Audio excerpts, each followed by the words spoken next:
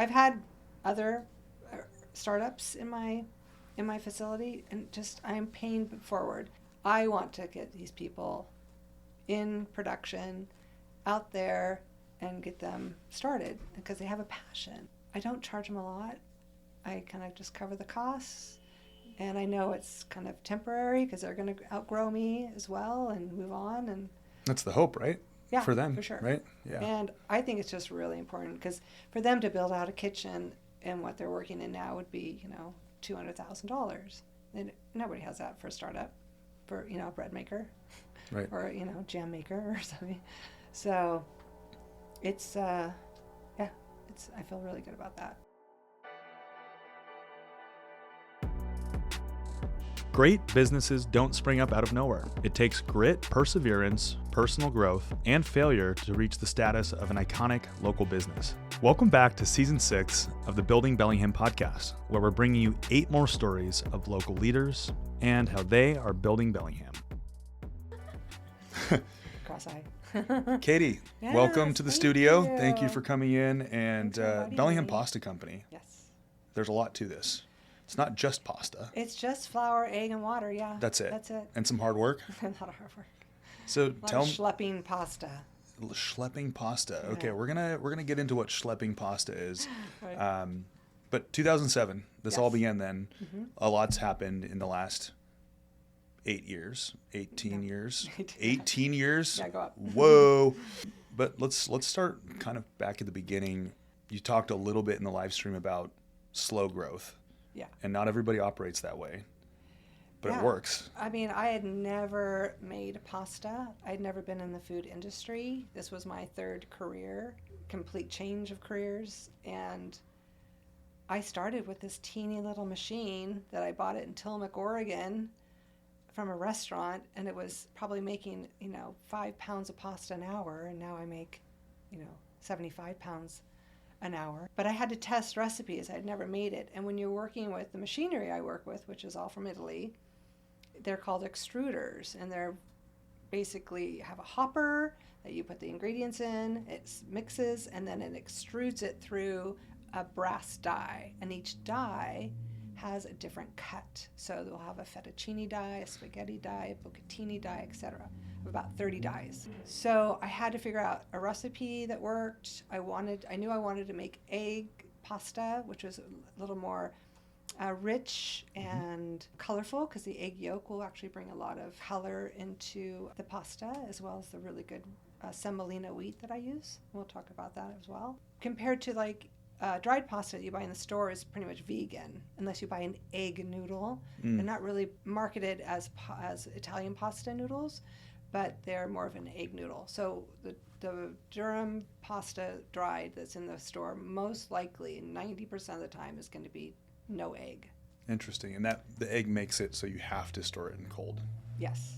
I mean, we could flash dry it and put it in big drying rooms and make it a hard shelf stable pasta, but it's not as good as fresh pasta.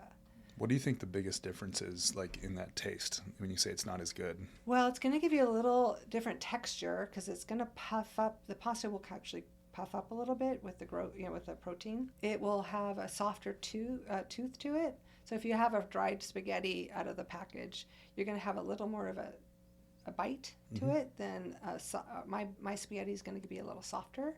Okay. And again, my pasta is going to give you 13 grams of protein, which is great when you're feeding your kids and family carbohydrate, a very strong carbohydrate, to have a nice protein as well, and that it's a good balance for families to eat with a nutritional level of good protein. So there's a big difference between dried shelf pasta and fresh pasta. Yep, there is. All of these years, and probably a lot of taste testing along the way, you were kind of figuring out this ingredient list, how you wanted it to be. Where did you draw inspiration? I mean, did you travel? Well, so I turned to pasta as my 3rd career because I'm from Portland originally, born and raised. My family's down there. And I would go down with my family up here, my kids, to Portland to visit every 4 to 6 to 8 weeks. I mean, quite often. And I'd call Pasta Works, which is the fresh pasta manufacturer down in Portland. They have a couple locations. And I ordered 20 pounds of different cuts. I'd go pick it up, take it back to Bellingham, put it in the freezer, and cook off of it for the next 4 to 6 weeks. Go back down, give them a call. 20 pounds, please. And they kind of thought I was kind of a crazy lady. But so I was working, eating fresh pasta with my family. And then when I had a kind of a career change time, I was like, I bet Bellingham would really, be receptive of this, kind of, because, the local sustainability was kind of starting, that whole kind of culture in Bellingham was quite ahead of its time back in 2007 when Sustainable Connections kind of started. And it just had that great vibe. And it was, the skiers and the mountain biking wasn't as big then, but it's big now. It's big now. And it was outdoor. They were people that I knew could benefit from having a good quality. I figured out, let's just try starting a business. I had a little inheritance. I figured I needed to kind of put that to really good use, to good work. It was from my grandmother, who was not a cook, which was kind of funny.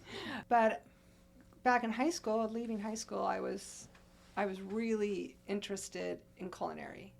I grew up in a very foodie family. Both parents cooked, gourmet clubs, international cooking.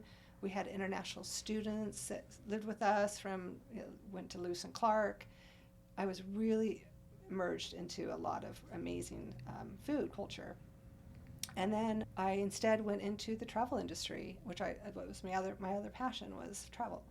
So I felt this was 1982, and the industry was booming, the travel industry. So I went to Switzerland, went to school for tourism and travel, and came back and had that career for almost 25 years, doing a lot of travel around the world, just on that end, not on the food end, but exploring a lot of food exactly, too. Right. And then I lived in New York. I couldn't get a job in Portland when I came back from Switzerland. What was tell me about New York, that? Yeah. The New York thing was kind of funny. It was a friend of a friend who needed a nanny. I lived on Park Avenue, 67th and Park. I had a huge mansion in the Hamptons and I took care of one little 5-year-old girl. In the big house. Well, in a big, penthouse. Hello. Yeah, lots of echoes. But I was her. She was my charge. I was, in charge of her 24/7. Do you still stay in touch? We are Facebook friends. It's official, yeah. So I don't know. She really, remembered. I was only a year, and she was 5 to 6, right? So I don't know how much she remembers of me. Yeah. But I remember her for sure. So then I moved back to Portland. Did travel many more years. Started a family. Moved up to Washington in the early 2000s, and 9/11. We moved to Bellingham the week of 9/11, and at that point, internet, 9/11, the industry of travel just kind of dipped quite a bit, and people were taking care of their own travel. You kind of saw the writing on the wall a little bit. Yeah, and it just kind of phased out. I had young kids, so I did pretty much 8 years I called myself a professional volunteer. Yep. And it was fun because I got to really get to know the community. I was the president of the Columbia Neighborhood Association on the board for 7 years or something. I did the 2020 comp plan with the mayor's advisory board. I did a lot of community. Just in it. And PTA. I did the big fundraiser at Parkview. I'm a Parkview family. Mm-hmm. So it was great. And it was just I networked, and I had a really great schedule.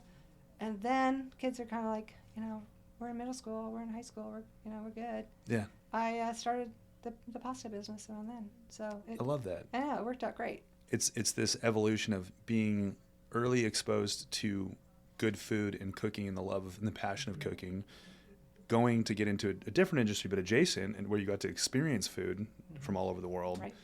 And then you had this really great opportunity to network, which is any business owner will say that's especially starting up especially in a place like Bellingham is so important to be connected and just meet these other people that you can provide value to. They can provide value. That's a really, really great progression. It was a great these stepping stones of just this evolution of getting to.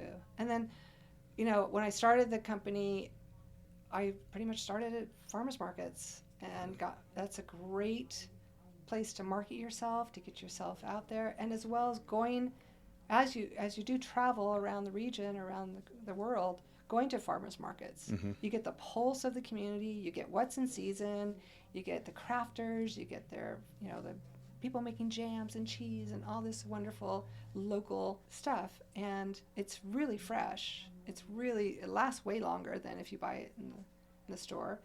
And you get to market yourself. You put your face out there, your product out there, and you didn't have to have a storefront. Like you pay, you pay for like a booth fees, you pay, your permits, things like that. And then for years I did farmers markets. But when I first started in the commissary kitchen at La Fiamma, we were working maybe a month or two into it, and I get a call from Andy Hagen, and he goes, "Hey, I hear you're making pasta." I was like, how did he find how did he know about me? How did he find me? I think maybe the farmer's market or something. I don't know. But he had his finger on the pulse too. And he wanted a local product pasta. So that was really cool. And so he goes, let's just try it at Fairhaven. That was kind of, I think, their little small That was tester. the incubation zone. And then we grew really fast with them. Well, that's awesome. Yeah. And I'd love to talk a little bit about why pasta, because it's such a huge, around the world, pastas, or at least noodles, pasta, in every culture. Pasta specifically is in very heavy in specific cultures. When you were thinking back to your culinary experience, like your experience with like your parents and your travel, and what made you land on pasta? What was the draw? Well, I didn't want to do a restaurant, so I wanted to produce something. I remember when I was really young, and I was a Portland public school student, their big field trip, I think it was maybe second or third grade, was going to Fran's Bakery. Oh. And it was I remember it so well, like going up, and it's like almost going, if you've been to the Tillamook Cheese Factory. Yeah. It's kind of like you go up into these kind of booths and you look down on the floor and you see all this, there's conveyor belts of white bread going through, all everybody's dressed in white and, all this, sanitation, garbs. And we got to go home with a warm loaf of, Fran's white bread that day, More the production and the physical part was way more interesting to me than making food for people, like in a restaurant. Makes sense, yeah. So I liked that. I love, I was buying a lot of pasta and eating a lot of pasta and knowing what good, because again, living in New York, I would buy fresh pasta at an Italian, like delicatessen-y kind of place, high end. You can do so much with it. Like if you feel like you want a more of an Asian or heavy or light or veggie forward or meat forward, there's so many things you can do with just the base of a pasta. You've got a pasta for that. You've got a pasta for all of that. Yeah, and every cut. You learn as you make pasta on a commercial level that there is a very specific sauce for every noodle. Like, you don't really do a creamy sauce necessarily with a linguine or, I probably did that in college, and I know it's like not music to your ears, but I probably put the wrong sauce on the wrong pasta. But in Italy, you go, every single cut has a specific, or a handful of specific things go really well with it. And they get, I think, quite offended if you do something that's not, I'll make sure that I come talk to you before we go to Italy, because I don't want to offend a bunch of people. Yeah, so it's interesting because you'll see that like all my pasta has different textures, different shapes, and it's the way it takes on the sauce or the ridges on the bow tie. Even the spaghetti, you'll find the spaghetti that's dried in the store is very smooth. Well, my spaghetti has a very coarse, it looks like it's jaggedy all the way down the noodle. It's because it grabs the sauce. It's a sauce grabber. It's not a slippery, kind of ribbony, more of, smooth. It's very interesting. So just right off the top of your head, what is at least right now, what is one of your favorite sauce grabbers, if I can refer to it as that? I kind of go in stages, and then I kind of get tired of something, and then I kind of just move on. I do get inspired by like New York Times, recipe stuff that comes through my feed every day or every other day, and I'm definitely a food, TV show addict. I love watching all the different, programs with that. But lately, I mean, my lately one was lots of roasted vegetables with a brick of feta cheese. You just put that in the oven with olive oil and herbs and whatever, and then you bring it out and you just tong the pasta into the big casserole that you've just roasted all this stuff in, and it just makes it all creamy and mixes it. And I'm starting to salivate a little bit because that. so I mean, it's easy. It's, you can kind of pick whatever's in season, what's in your fridge. But there's thousands of recipes. I mean, thousands of different combinations of things you can do. And a lot of people, I like to go a little more Asian flair, Pacific Rim style. You can, because in Asia there's a lot of egg noodles, and you can go way more Asian. Go down the route of like a ramen or something. Yeah. You don't have to go Italian. And maybe we can dive into that a little bit. I mean, when I think pasta, I think of Italy. Yeah. Well, they didn't really. I think it was Asia that really started the whole thing. The whole noodle thing. Yeah. Yeah. So, and the interesting about the difference between egg noodle and non-egg noodle in Italy is the north has all the egg because that's where all the farms and chickens are, and south, Sicily way south, is pretty much no egg pasta. And both are good. Both are great. Yeah. I mean, I do crave. We do lots of vegan for special orders. It definitely has a really good tooth to it. I like it. It kind of has that bites. Has a good bite. The flavor. And it's more the texture. A little bit of it, like al dente kind of. Yeah, it has that little tooth to it. Okay. I would call that. Building Bellingham is a community production of the Bellingham Real Estate Company. We are an independent real estate firm located on Meridian Street. From our data-centric approach to a heavy investment in media and collaboration, we do real estate differently in Whatcom County. Check out Bellingham Real Estate Co reviews on Google, Zillow, and ratemyagent.com, and don't hesitate to reach out with any questions. I want to go back to one thing really quickly. Yeah. You'd said fascinated by the production, not the front side of the restaurant world or the food world. Right. We've interviewed a lot of restaurant owners, and we hear a lot of luck that comes through. Obviously, great product, great people. Those are really at the core of it.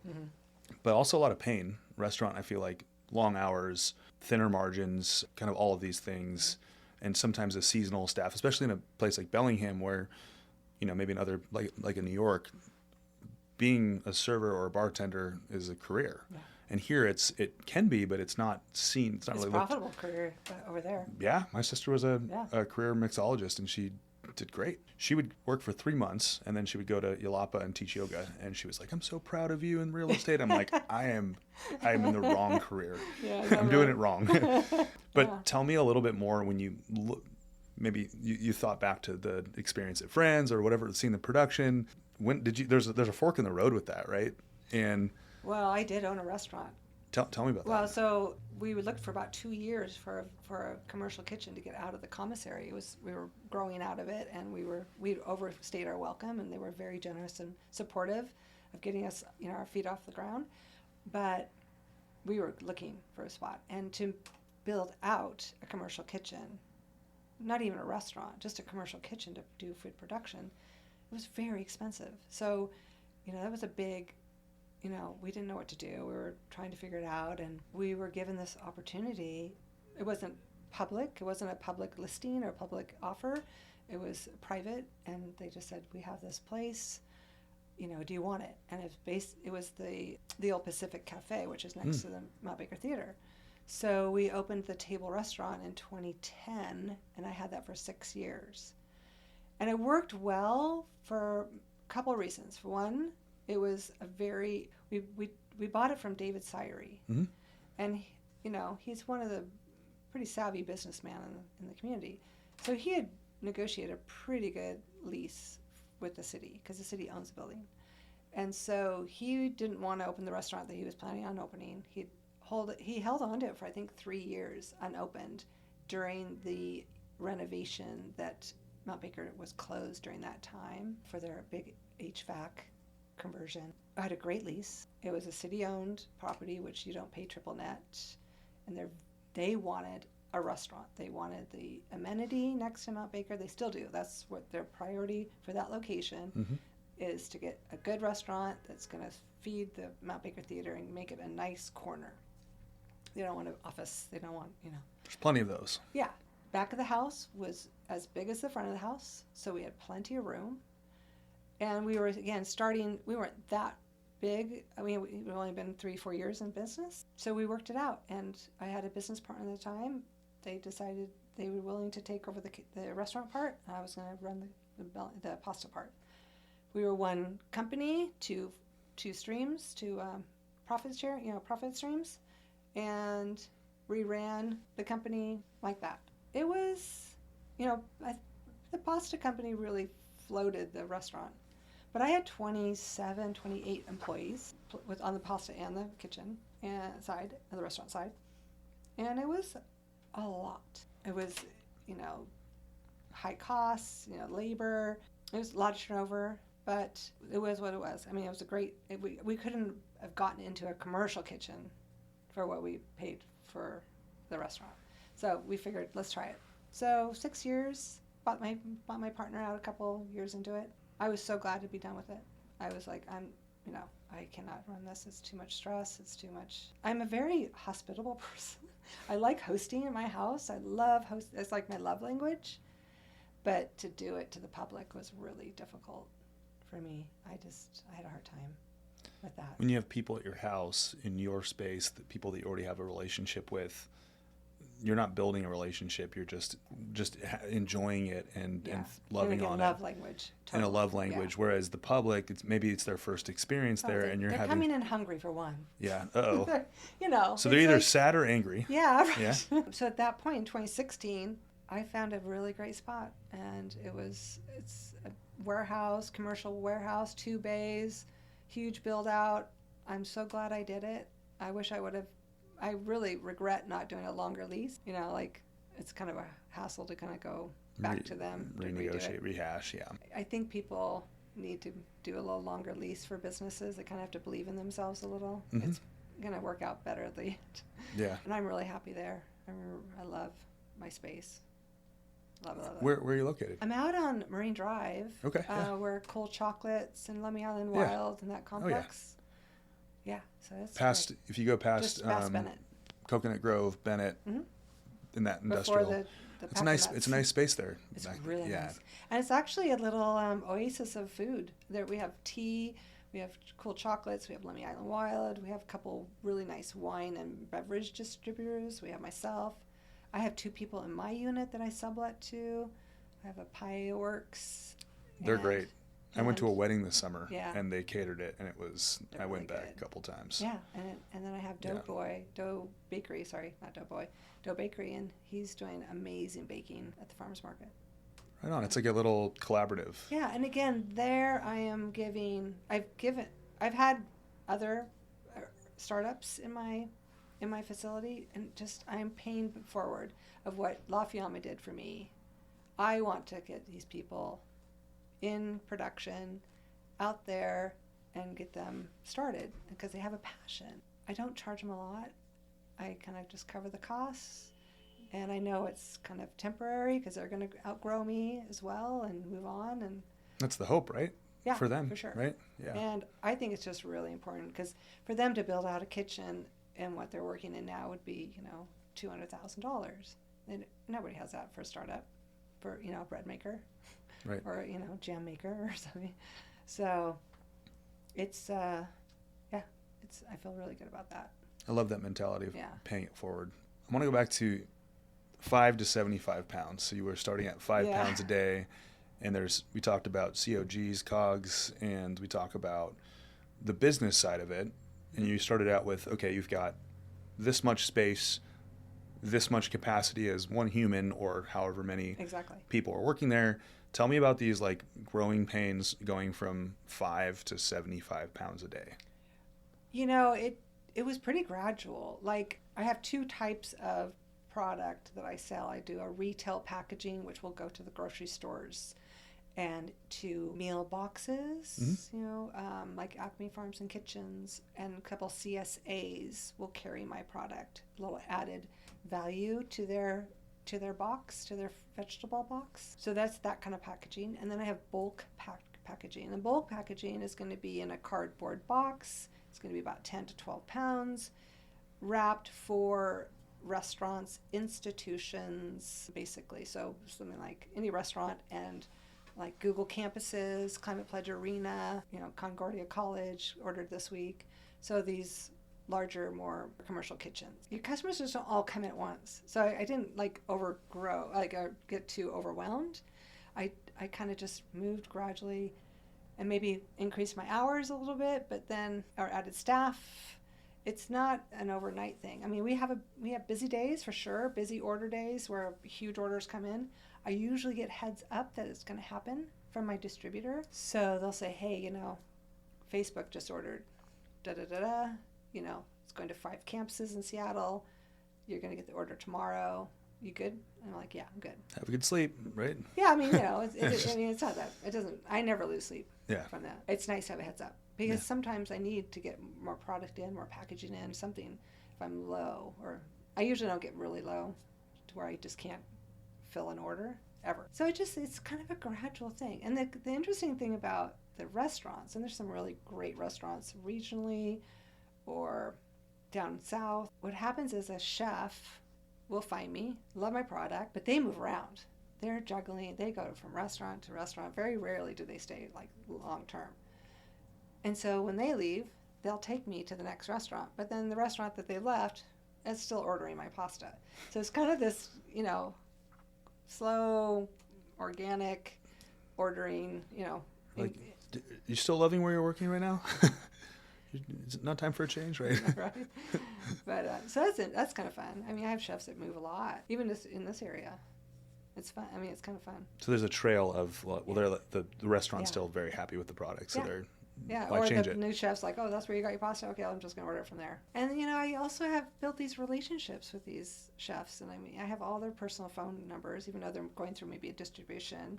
They're on a jam. Like I just had I won't say what restaurant, but a local restaurant called at 2 hours ago and said my chef forgot to order through the distributor today or yesterday.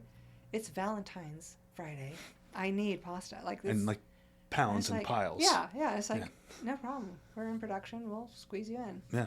And that kind of thing is just because I know being in the restaurant industry that it's always somebody dropping something, a ball. And if you can have a distributor, a wine person, a beer, I have no beer, my kegs are all blown, Yeah. I will drive a keg out. I mean, I've had distributors drive a keg out or a case of wine or whatever, that's a relationship. That's what you have to build. And it seems like that, at least, especially the local restaurant industry, but my perception of the restaurant industry in general is even if on paper they're competing, they're all helping each other. Especially locally, it seems. Yeah. Just kind of side note, what does 75 pounds of pasta look like? Is it as tall as I am? Or is it what's the... No. So, we do a case like that of 12 pounds. Yeah. Yeah. 6 of those. Okay. Yeah, that's a yeah. And that's every single day? So no, production's 3 days a week. So that's 75 pounds a day? Oh, no. I do 2,500 pounds of flour production a year. So I get 2,000 pound pallets of flour every other week. So that is as big as, what would that be? It's bigger than a bread box, high. Yeah, smaller 4 feet than high. Okay. It's a pallet. It's a pallet about 4 feet high. Okay. And 50-pound bags. Okay. Or 50-pound bags. So let's talk about the product. I mean, the ingredients. So my flour is semolina, and it's with I buy it through Shepherd's Grain. It's a cooperative out of Spokane. Very beautiful product. Like it's almost the color of these chairs. It's like a yellow, coarse semolina. Beautiful. It's grown and milled in Lethbridge, Alberta, Canada. Okay. Because there's no massive semolina mill this side of the Rockies. Why is that? It's just because it's the hard durum wheat is where it's on that side of the Rockies. So in the prairies of Canada, it's a beautiful product. Every bag of flour is lot numbered to the actual hectare that it was grown in. I mean, it's very specific and high quality, and I love the product. And I've met the farmers who grow it, and it's just an amazing product. It has that golden color. And then my eggs, I get out of Skagit. and I get their brown, organic, all whole eggs. I crack every egg. We do hundreds and hundreds of them a week. Nice bright color too. The yolks are really good. You can tell when the girls are happy. Yeah. God, And there's fed something well. about an organic egg too that is it's just the yolk is orange. I get the extra large. They're nice and big and good thick shells, and they're really happy. Happy girls. And then Bellingham water. Yeah. Which, is okay. I was just in California, and it made me really appreciate I know, right? Washington water, Bellingham specifically. So that's just the basic ingredients of my product. And I really am a believer of quality product is going to give you quality ingredients is going to give you a quality product for sure. So let's talk about the spectrum a little bit of, so you've got the dried, mass-produced stuff on the shelf, and you've got really high quality, like, locally made pasta like yourself, and then you've got restaurants that make their own pasta in-house. It seems like you're hitting this target of people that, or restaurants or people that want that homemade restaurant quality or like really high-end restaurant quality pasta, but your customer, as far as the restaurant is not going to necessarily be the people that make their own pasta. So how did you find those people that are like not making their own pasta but making a really high quality dish? Well, it's interesting because you kind of have to weigh going back to labor costs in a restaurant. If you're gonna have a sous chef or a prep cook make pasta, that's gonna be a lot of man hours. It's going to be a lot of taking over space in a kitchen for prepping. It could be actually used for other prepping. And so cost, they have to kind of weigh what it costs them to buy it compared to, and my pasta isn't that expensive. Like, if you look at it, they're getting 12 pounds of pasta, but they're doing 3-ounce portions. And they're not paying that much for the box of the fresh pasta. Right. So, and they're getting it in this type of, it's presented to them all laid out. So when they're portioning, because they're going to pre-portion a lot of that. So when they're on the line cooking, and it's just going to be it's going to be like in a tissue most likely. That's what we used to do. We'd wrap them in kind of this, like a deli, tissue. Mm-hmm. And the chef would just grab that tissue, and that's the portion. When they're cooking, it's very efficient. And the machines are expensive. So if you're going to buy a machine to make pasta in a restaurant, like Deanna's makes beautiful pasta. They have a beautiful pasta. If you go there, they have a really nice pasta station where you can go back by the restrooms, and you can see where they make it, where they do it. If you're going to do it that level, definitely is probably cost efficient. But if you're just doing a special couple pasta dishes on your menu, that kind of thing, probably more efficient to just buy my pasta for your restaurant, for sure. Buy her pasta. That was a quick ad. Yeah. And there's consistency. Like, I think if pasta's tricky, like different times of the year, our pasta reacts different to the weather and the climate. So right now we're adding a little more moisture to it because it's dry out. It's really dry and cold. I can feel it. Yeah. In the summer, we're lowering the water weight down a little bit, and we're trying to cool it and dry it so it doesn't get so sticky. And how did you figure that out? When you said you were starting in 2007, you kind of just figured it out. You're like, this pasta's a little drier right now, and then you go, more water. Yeah. You basically have two ingredients. You have a wet weight and a dry weight. Mm-hmm. So your wet weight is going to be egg and water, and your dry weight will be the flour. So those will vary a few ounces, but it does make a difference. You might have to let the pasta stay out for a little bit longer if it's too wet, because if it comes out of the machine too wet. Mm-hmm. But like this morning, I was at the kitchen kind of helping out, and I asked the crew, I said, what water weight are we at today? What are you pouring today? Because it could be 80 ounces or 88 ounces. And they'll yell out, we're doing about 87 today. I'm like, okay. It's that precise. Yeah. That's so cool. Yeah, it's fun. A while back, I had Doc Swinson's for the first time, and it quickly became my go-to whiskey. In season 5 of the show, I sat down with Jesse Parker, the master blender, and heard about the development of both the whiskey and their business. We connected so much that I just had to ask him about being our community partner for this season. Doc Swinson's is produced right here in Ferndale, Washington, and is available for sale at Hagen. I'm a big bourbon guy, so my personal favorite is any of their bourbons, whether they're aged in port cask or just straight bourbon. You can't go wrong. They make award-winning whiskey, but more importantly, they're just awesome people, and we really appreciate them. You alluded to pricing a little bit. Yeah. You have a really high quality product, but you're also not this incredibly expensive product. How did you figure out, okay, starting with the cost of your goods and then start going, okay, we're gonna just test this price, and we're like, oh, that was too much, or that was too little, or... Well, it's a little different on the retail side. I self-distribute here in Whatcom County, so and that's one of the jobs that I do, that I'm pretty much don't make a lot of pasta online. I'm not on the factory floor that much, but I do distribute, and I am looking at shelves and other products, other packaging, fresh products that are right next to mine at the stores, and seeing their prices. So I can kind of gauge, well, I don't want Hagen's to sell mine for $3 more than the people that are coming out from Seattle or something, the other fresh pasta, or the national one that comes from New Jersey and New York. Mm-hmm. So you kind of have to weigh that out a little bit and just like, shop a lot. Yeah. But I also look at the unit price, and this is something that I really think it's important for every product. People should look at a unit cost. I mean, I'm looking at my pasta. My packaging is a lot bigger because I want to feed 3 to 4 people. I want per bag. Per container. Where I look the next product is maybe only a 2 serving. It's close to the same price. It's a little less. But their unit price is higher than mine, right? Because I'm feeding more people. And that's across the board on every tag in Hagen's and Whole Foods and, all the stores are going to have the unit price. And you just need to look at that. Like, if your Cheerios box, if the smaller box is going to be, 5-6 more cents an ounce, you just get the bigger box and you're going to save in the long run, because your unit price is going to be lower. It's really important to look at unit, because you're getting what you're paying for.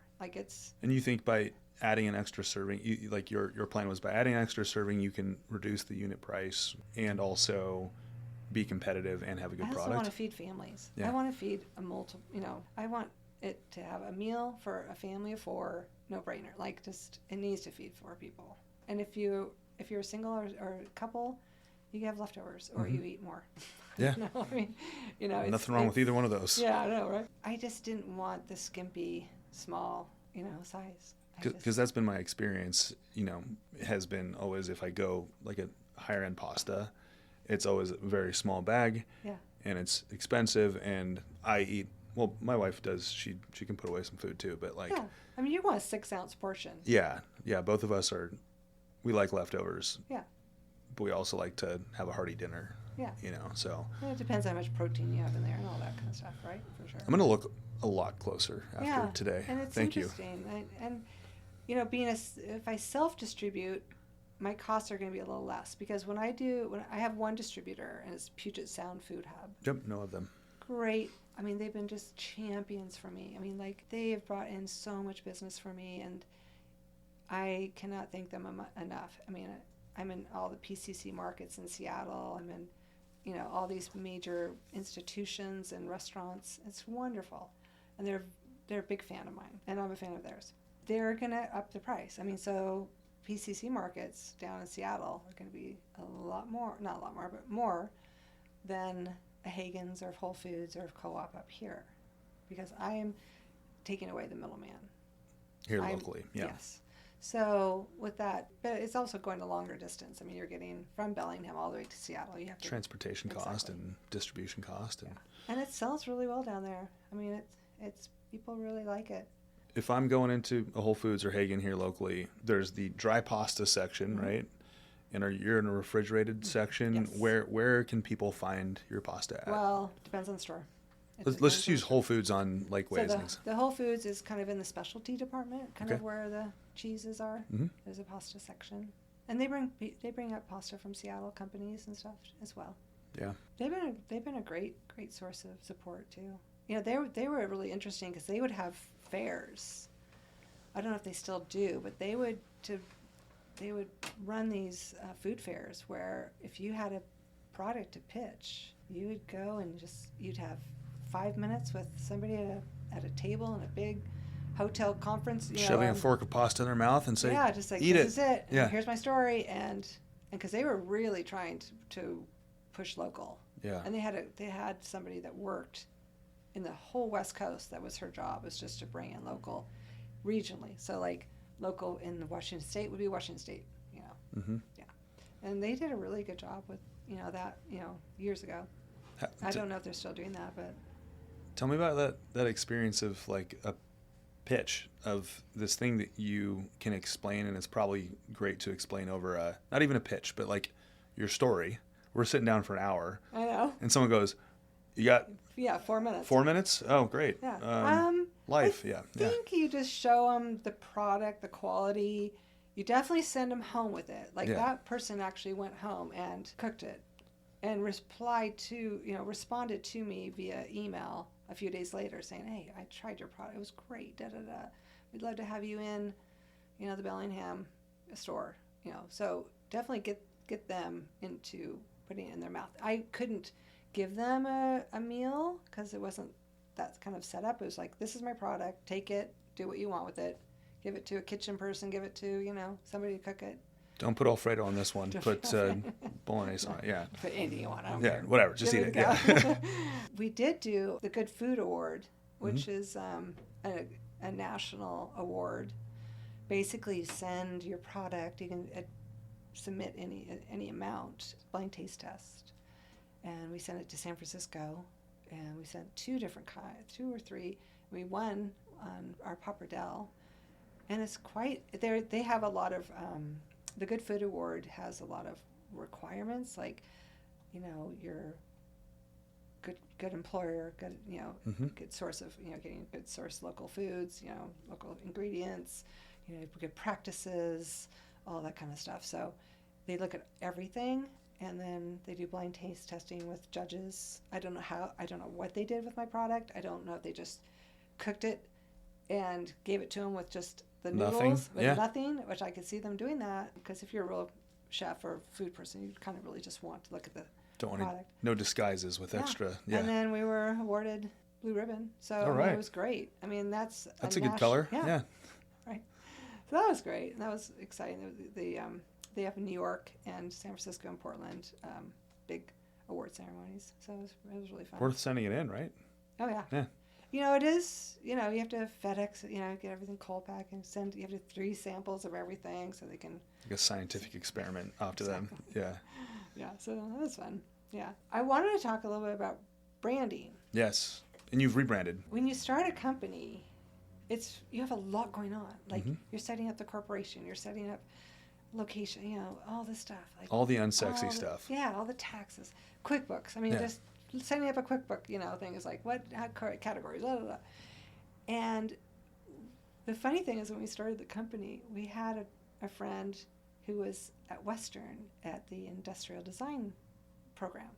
Amazing guy, loved him. He was willing to take on a little side project, like, let's work on our logo, let's work on our branding, and he did a great job. All he wanted was a pair of skis. That was his pay. He's like, I really want a pair of skis this year. It's like, okay. Cool. We'll pay you with the skis. Deal. And it was really great. And we ran that brand for, 10 years. I don't know when I did the rebrand. 12 years or something.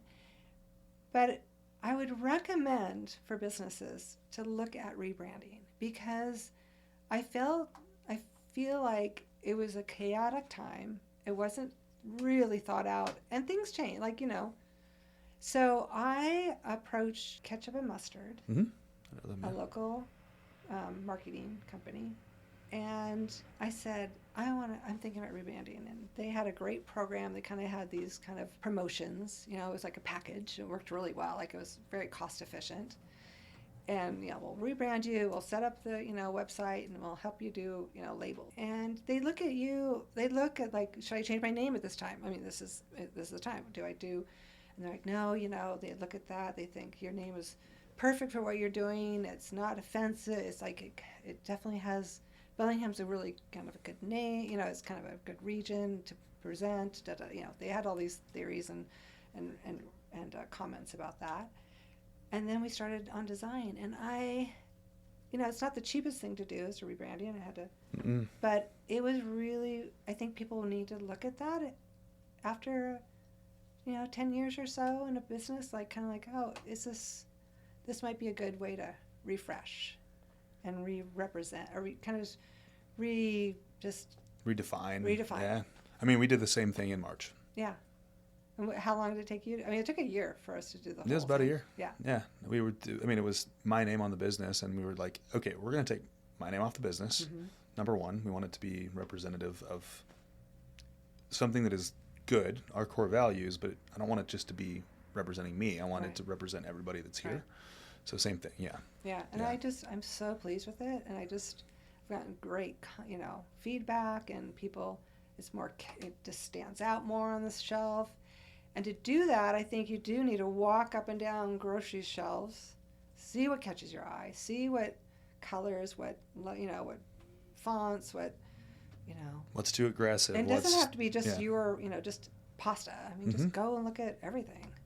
Look at ketchups, look at, pickles, look at everything. I look at pickles all the time. I know, right? I'm actually, Taylor and I and my daughter, Bryn, are pickle fiends. And so we've been we might even do a pickle tasting series or something. But yeah. Yeah, but I just think it's really an important, don't be scared, I think. Try it. It's worth it. Even if you don't even do it, just kind of look at it and just evaluate. Step one, you're doing the same thing that you did when you started, but things have changed. Mm-hmm. Things have grown. You're still the same person at the core, but maybe you've changed a little bit too, or the people in your company have changed, or whatever it may be. So the whole thing changes. Yeah, it's taking the pulse of it for sure. Taking the pulse of your company. Yeah, well, congrats on the branding, rebranding. That's hard to do when things are working. Yeah. Exactly. It's easy to reevaluate everything when things aren't working and go, well, we just have to just gut the ship, right? Yeah. But it takes a lot of introspection and awareness and constant reevaluation. Yeah. So that's hard to do when things are going well. Yeah, I was really happy with that. Yeah. It was money well spent, for sure. And again, you have a little more money, 10 years down the line that you can do. Hopefully, right? Well, yeah. I'm just kidding. But just I think this is an important, thing to work on. So. Yeah. Yep. I have a question about grain. Mm-hmm. I haven't done gluten for a long time, but I've had a lot of people say, go to Europe or get proper grain, and you will not feel. I'm not, I don't have an allergy, but I just don't feel great. And my wife is not that way. She loves gluten. I love gluten, but gluten doesn't love me. Can you tell me a little bit more about just that whole myth, or debunk the myth of the grain that we get in the United States and the soil, and if you get it elsewhere or you get a specific type of grain, it's these types, you kind of get where I'm going with that. Well, I have had customers say that my pasta doesn't affect them the same way as other pasta. And they think, and I think a lot of it is the protein that's added helps with regulating that a little bit. But I'm not a scientist. That's okay. I feel that helps. Again, my wheat is grown in Canada, and it's non-GMO and non-enriched. So a lot of the flour, just recently, I say in the last 5 maybe years, have been from enriched to unenriched. And what they did back in the 50s or 40s or something was they were finding they needed to enrich the flour with vitamins and such, because there was deficiencies in people and coming off in the war and all that kind of stuff. And they finally just said, no, we don't really need that anymore.